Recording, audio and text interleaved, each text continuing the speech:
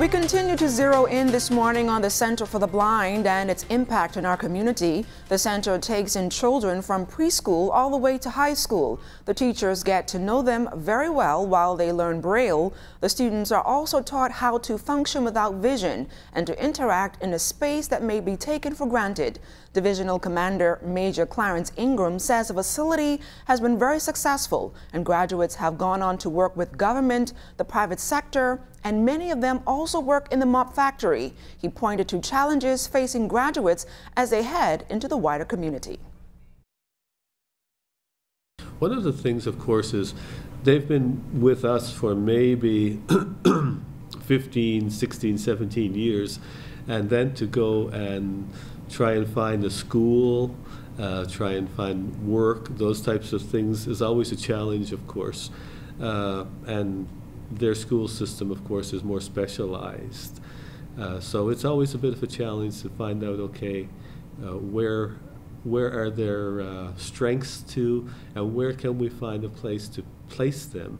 And usually, if they're going on to post-secondary, they would probably have to leave the Bahamas and function in another place to get that extra education. So there are some big challenges, I guess, when you think of leaving your home and leaving your school system that you've known for so long. Now, regarding the stigma facing the blind, Major Ingram says there are changes that could benefit blind individuals as they seek to become more independent. Well, I think, society is gradually adapting and finding their way. I think there will be always challenges for people that don't fit into the usual systems that we have. But just little things like, I believe the government is working on putting Braille on the money, for instance, so that if you get a dollar bill, there's a little bump on it, so that you can know how much it is, That's an important change for our blind people because they can be taken advantage of so easily in, say, receiving change when they pay, at a store or something like that, or making sure that, if there's street crossings with sidewalks and things like that, that there's opportunity for them to know when to cross safely and things like that. So slowly we're gradually moving in the right direction, but it takes time. A local beauty parlor is giving back to survivors and those currently battling breast cancer through its Think Pink initiative. Employees of the Nail Lounge are urging Bahamians to select a shero who, despite her fight for a cure, is making a difference in their community.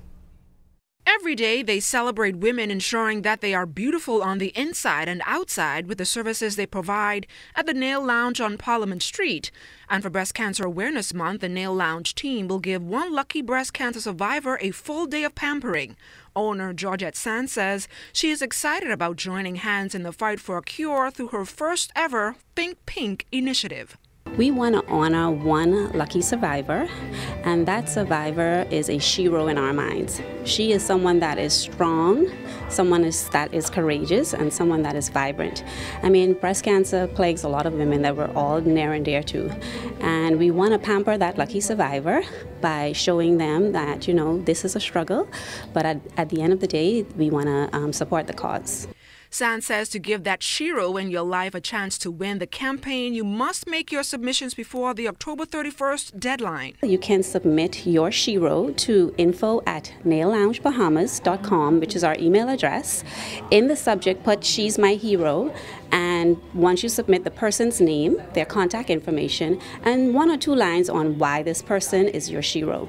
And once we select the winner, they can come in for a day of pampering with our makeup artist. They can have their nails done, they can have their hair done, and we want to just pamper them and make them feel extra special. However, for Georgette, breast cancer hits home hard for her and her family after her grandmother was diagnosed with breast cancer very young. She says that's why it was so fitting for her to cater to the needs of those still in the fight. Breast Cancer Awareness Month is always near and dear to me as a business owner because I had someone very special to me. My grandmother passed away from breast cancer. And to see someone suffer who was very healthy and vibrant and full of life, and she was also very young. And we see younger women passing away from breast cancer, older. It doesn't affect just the old, it affects everyone. So just being a salon that, caters to women, we thought we should give back in this special way. Meanwhile, employees at the Nail Lounge say they plan to make the Think Pink campaign an annual event. Oh, I guess we can select someone who has breast cancer. My grandmother was my shero, but she has left me. My mom is my shero, and that's the two most important women in my life. So it's coming up in sports. Coming up in sports, I'm getting ready for this marathon in another few months. I've been working out for the last couple of weeks, still trying to get this cut down. So I'm getting ready for this marathon coming up, and I'm hoping that you can join us. You will probably walk, and I'll run. No, I'll run. I'll run. That story and more ahead in sports.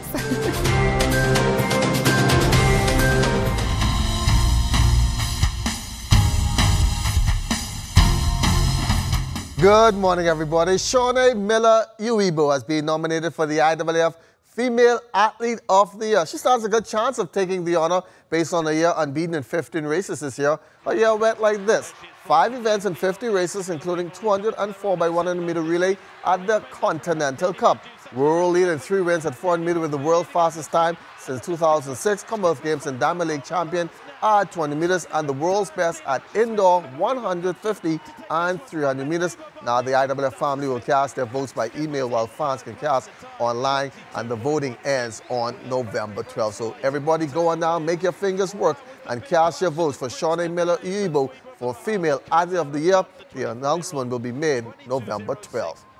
Now, come next month is a big month for the Roadmasters. Joining us in studio this morning is Marcel Major. He's the new president of the Bahamas Roadmasters. And first of all, Marcel, thanks for joining us on the morning edition this morning. What are the dates and what are plans? How are plans going for the Bahamas Half Marathon? Well, thank you, Charles, for having us. The dates for the marathon is November 18th. That's in about 3 weeks from here. The plans are going very well. Spaces are filling up very quickly, so we encourage you Bahamians and all those listening, watching aboard to sign up and come and join us on the 18th. Now, how can one register? What are the different levels of courses, and where will the race be held? Well, one can register on bahamashalf.com. We have a website. They can also register in person at the Four Seasons Nursery on Infant View Road. They can also register at Touch Control at Solomon's in the Old Fort Bay Plaza. They can also register in person at Santee, or they can even email us at bahamasroadmasters.com. And what are the level of courses? The levels, we have the half marathon, which is 13.1 miles. We have the 10K, which is 6 miles. We have the 5K, which is 3 miles. And we also have the half marathon relay, which is a 3-person relay. You know, the New Providence is a scenic view. Which part of the island will the race be held? Well, the race takes us along scenic Nassau, Bahamas, along the Cable Beach Strip. It starts from the Iraqi area where the Saxons practice, and it goes west onto Cable Beach. The 5K turns around at Go Slow Bend. The 10K turns around at the second roundabout right before the main Bahama roundabout. And the half marathon takes you up to Sun Fun and back to Iraqi. Do you have a .000K for some of the ladies and gentlemen here at ZNS, because you know they can't go long? Well, I hope we would be able to fit that in next year. Not this year, Charles. Next year. And you've recently been appointed as president of the Bahamas Roadmasters. What is Bahamas Roadmasters, and what does the group encompass? Well, the Bahamas Roadmasters started in 1990 by a group of long-distance runners who saw it fit to organize themselves. It's a non-profit organization where we train people to run marathons, half marathons, 10K. We have a group of expert people in the club that helps you and trains you to accomplish your goal. And yeah, we pride ourselves on being the premier running club in the Bahamas. What time now does this race start? The race starts at 6 a.m. November 18th. Register bahamashalf.com. And we want to also note that we have a $10,000 prize this year, Charles. Wow, okay. That's $5,000 for the first female half marathon finisher and $5,000 for the first male half marathon finisher. So all you speedsters out there, please register today. So it looks like my family is going to have a great Christmas this year because I'm going to come out on November and win that race. Oh yeah, and then you can give me 10% off. Well, thanks a lot, Marcel Major, for joining us in the studio this morning. Once again, the dates? The dates are November 18th, and you can register at bahamashalf.com on our website. And also you can register in person at the Four Seasons Nursery in Infant View Road, Touch Control at at Old Fort Plaza, and Santee on Shirley Street. Looking forward to that event. I'm looking forward to seeing you, Charles. All right, thanks a lot. Thank well, you. DeAndre Ayton had a big night last night. 20 points, 14 rebounds, 5 assists, shooting 6-11 from the field in 31 minutes of play. Klay Thompson at 16. However, the Golden State Warriors, run by the Phoenix Suns, 123-103. The Suns play again Wednesday against LeBron James and the Los Angeles Lakers, who went down last night to the Portland Trail Blazers. Well, positive response continue to come in for the successful hosting of the World Junior Judo Championships. Daniel Lasco, International Judo Federation Sports Director, on what Team Bahamas needs to be done moving forward. It was very good for the Bahamian athletes to see the level of international judo, to see where they are. I think this is a big inspiration for the future, and I think that the athletes, the coaches, and the responsible in the federation can take a very strong feedback from this event and can improve the Bahamian judo. We know that they have already done courses in the IGF Academy.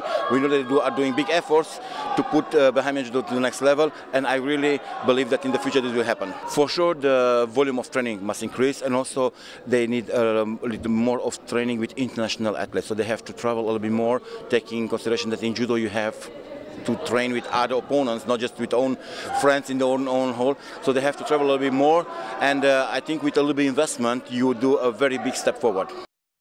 Well, that's going to do it for sports. I got to ask my bosses for some time off. I got to get training for the Bahamas Half Marathon. Hope they oblige.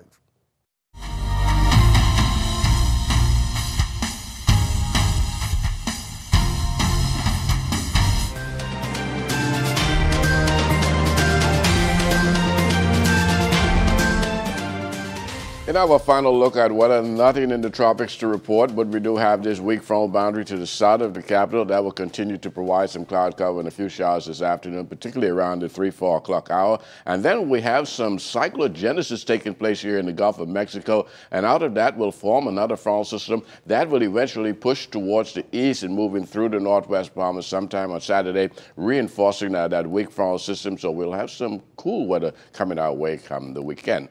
And our forecast for today, variable cloudiness with a few showers, particularly in the afternoon hours, high temperature getting up to 85 degrees. And tonight, mostly cloudy again with pockets of showers developing, low temperatures 76. And your extended weather forecast over the next 7 days, few showers into Wednesday when that front will push through, drying out on Thursday right through the weekend. But then come Saturday, you see some showers will pop back up in the forecast as a result of that front system pushing through. And once that happens, we'll see those temperatures slide down in the mid-80s during the daytime, and we'll have some very low 70s during the nighttime. LaDawn? That does it for the morning edition. Thank you so much for waking up with us. Once again, I'm LaDawn Davis. See you right back here tomorrow morning.